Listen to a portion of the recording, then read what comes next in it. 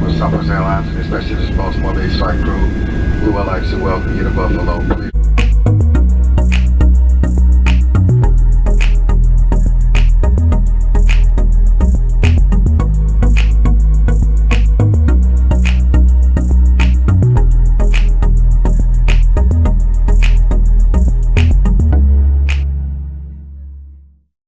Hey guys, yours truly, Kevin Grace. I'm here in Buffalo, New York, and I want to tell you some historical facts that you may or may not know.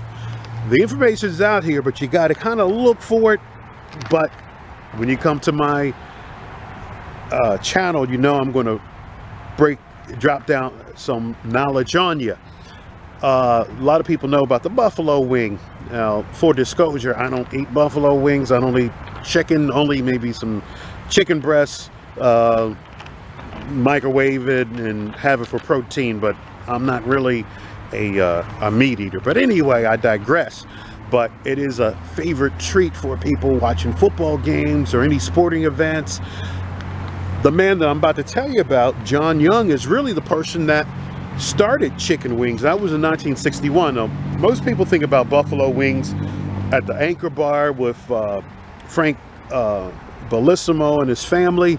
But actually, they came to see John and at his restaurant and took the idea and did their own little version of it. They opened, I guess, the Anchor Bar in 1964, and we'll try to go there so you can see that as well. And those wings were made differently than what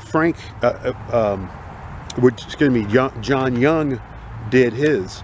Now, he came originally from Alabama. He came up here and he's working in the factory, and he wanted to do a little bit more than just working in the factory. Now, he liked cooking, and his mom taught him how to cook, and he knew that with chicken you could do so many different things with. Now, chicken wings, most people thought it was like the junk part of the chicken and they would use it for stock. He knew better. He wound up using that as something that made him some money, but unfortunately he didn't patent the buffalo wing idea like Frank Bellissimo and his family that would come to see him, and then of course they opened their version of the Anchor Bar. But anyway, John opened Wings and Things, and that opened in 1961, and it was a hit. A friend of his had come up from DC and gave him a bottle of Mambo sauce, and he did a variation of Mambo sauce. Now, his wings were with a tomato base. They were breaded wings, and his wings were pretty good size, and they sold them for like 10 cents each. But when he opened, man, he had a line around the corner. But there's a mural behind me. It's about 6 feet by 16 feet, and it pays tribute to him, and I wanted to show you this. And it's located here on Jefferson and Carlton Street. This is where one of his locations was, and I think this may have been the first location. And I don't know if the building was right where I'm standing or if it was across the street or over there, but right now this is like a little vacant lot, and across the street is a vacant lot. But either way, I'm going to show you this nice little mural. And this is John Young. Now, unfortunately, he passed away in I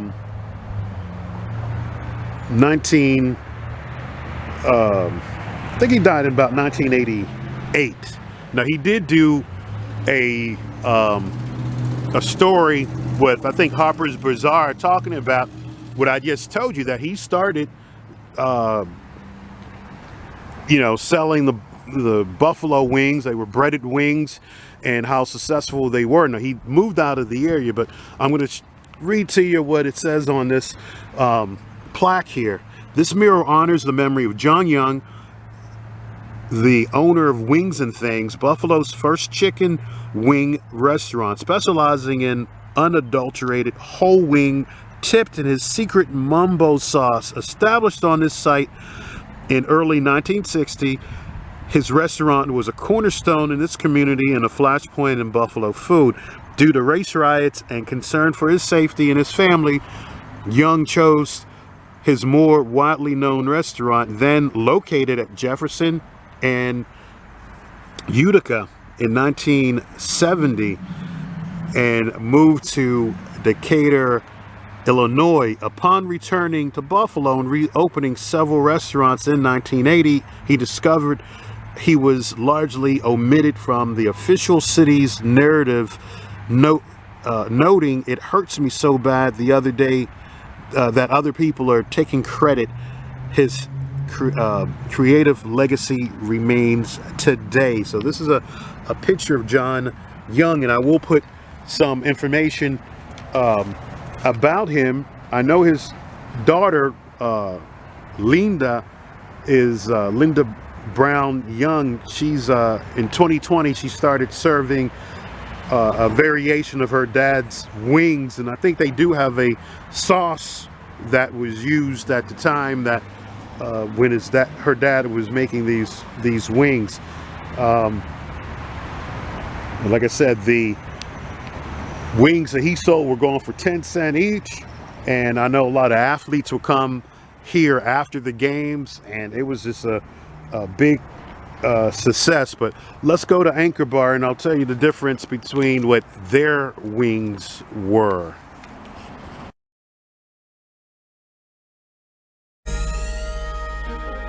7 Eyewitness News is celebrating Black History over the next month by uncovering lesser-known stories across Western New York. Well, legend has it the Buffalo Wing was born in Buffalo, New York in the 1960s, but after that is where the original story gets a little murky for some. 7 Eyewitness News reporter Madison Carter shows us how the family of the late John Young is working to make sure his truth lives on. You know, in hindsight, if he had have patented it, we wouldn't be having this discussion. John Young is a man many credit with being the originator of the Buffalo Wing. He opened his first business on Jefferson and Carlton in 1963, where he started selling whole chicken wings. At the time, this was a part of the chicken that was either thrown away or used for stock.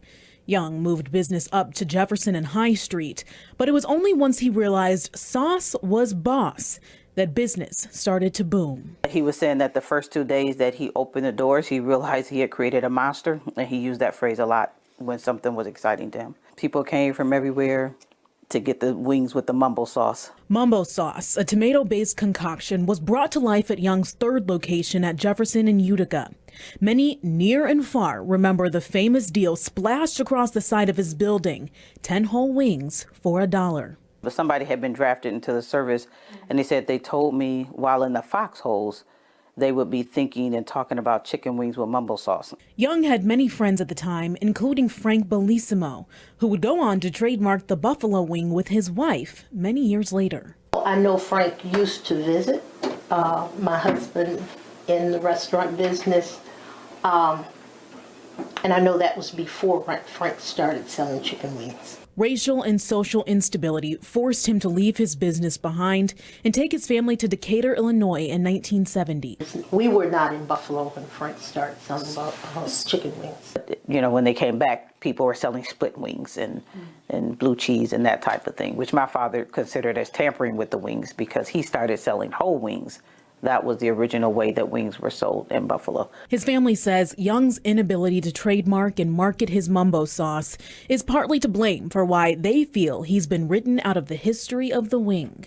People weren't necessarily trying to take sides, but in the same way they were, because right now, if you ask people, they're going to say Frank and Teresa, and that is taking a side as opposed to saying they claim.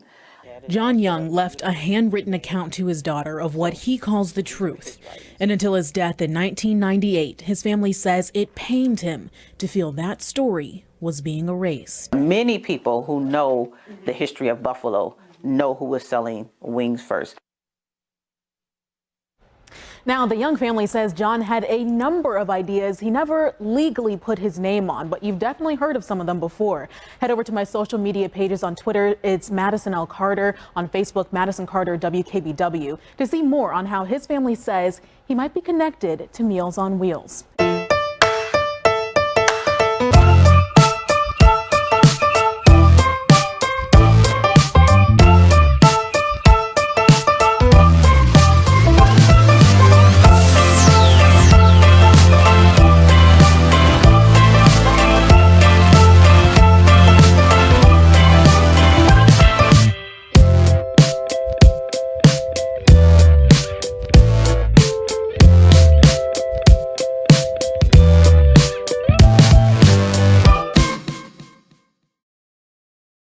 So guys, I'm here still in Buffalo. I'm on the corner of Main and North. Now behind me is the Anchor Bar. This is Frank and Teresa Bellissimo. This is where they did their version of the chicken wing. Now their chicken wing, like I said, is different than John Young's.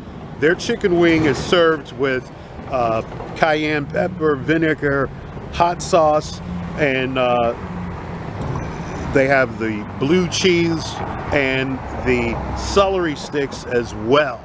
So that's how their chicken wing is different. It's not breaded. John Young's was breaded and it was a bigger chicken wing. But since really, I guess 1980, there were other restaurants that started doing their versions of chicken wings. Of course, who can forget Hooters, and then Buffalo Wild Wings started doing their own version. So there's other places that do wild wings around. But let's go inside and we'll have a look to see what it looks like. Come on.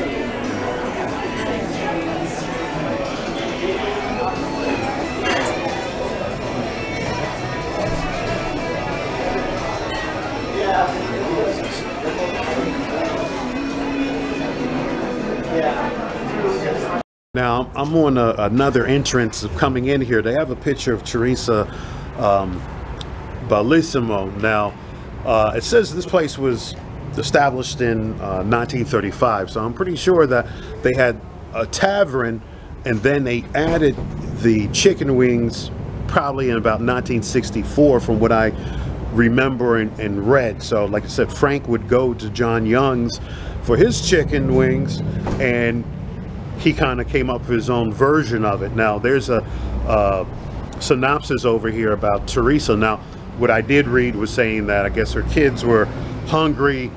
Later in the evening she would get up and then started making them these chicken wings based on what I told you, the hot sauce and the blue cheese and the celery and all that stuff. But here's what it says over. Here's a picture of her, and says on March 4th, 1964, Dominic Bellissimo was tending bar at the now famous Anchor Bar restaurant in Buffalo, New York. Late that evening, a group of Dominic's friends arrived at the bar with a ravenous appetites. Dominic asked his mother, Teresa, to prepare something for his friends to eat. They looked like chicken wings, a part of the chicken that usually goes into the stock for soup.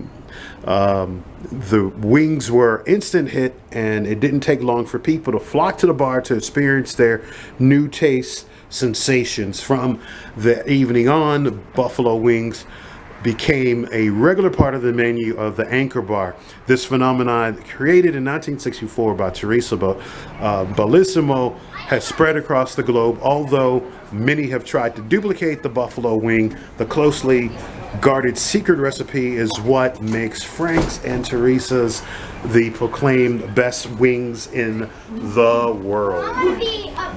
So now, guys, you know the true origin of the Buffalo wing, that it actually was started by John Young about 1961, and like I told you, Frank would come to his restaurant, which isn't far from here. So you do a couple of street turns or whatever and you'll get right over here off of Jefferson, so that's not far. And he had his own little bar here, but they put on in the US trademark patent, and you know, like I said, John was upset that, you know, he didn't have the money to trademark his invention. But like I said, it was a little bit different. But when you have money and behind you and everything else, you can do something with a different concept. But anyway, this is it right here, the Anchor Bar. If you like this video, please subscribe down below and feel free to leave any comments about the buffalo chicken wing.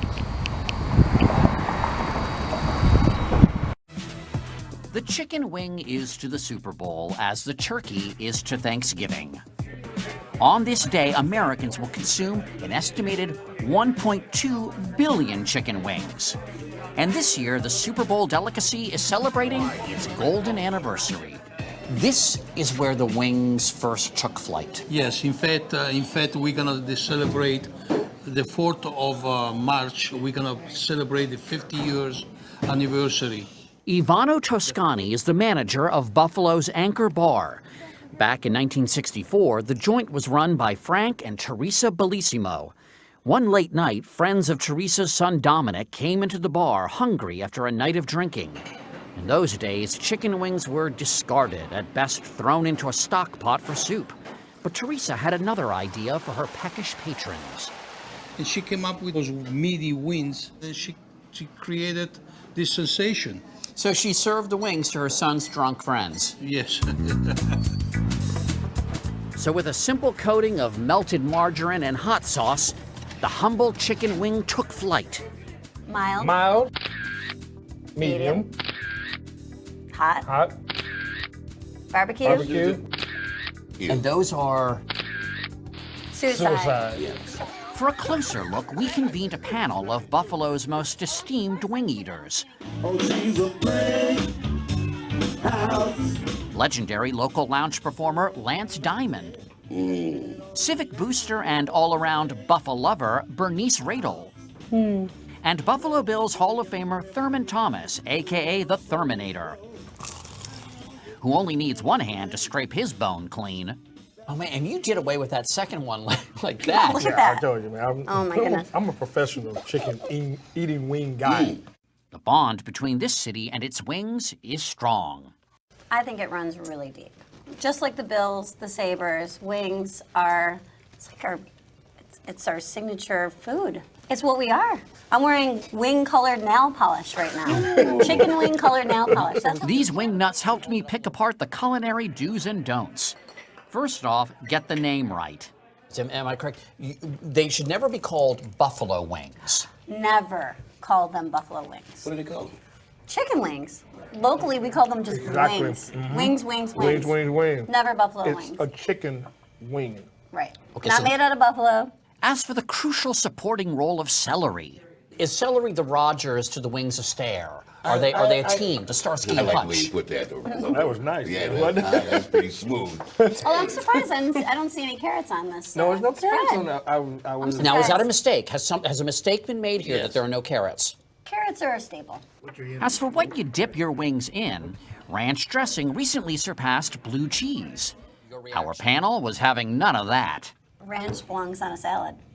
Ranch has no business with wings. No business with wings. No, no way, no business way. with rings. It's all blue cheese. For this next bit of advice, all you healthy eaters out there might want to put the TV on mute. I've eaten wings in other places in the country, and they always bake them. The bacon. And it's like, whoa.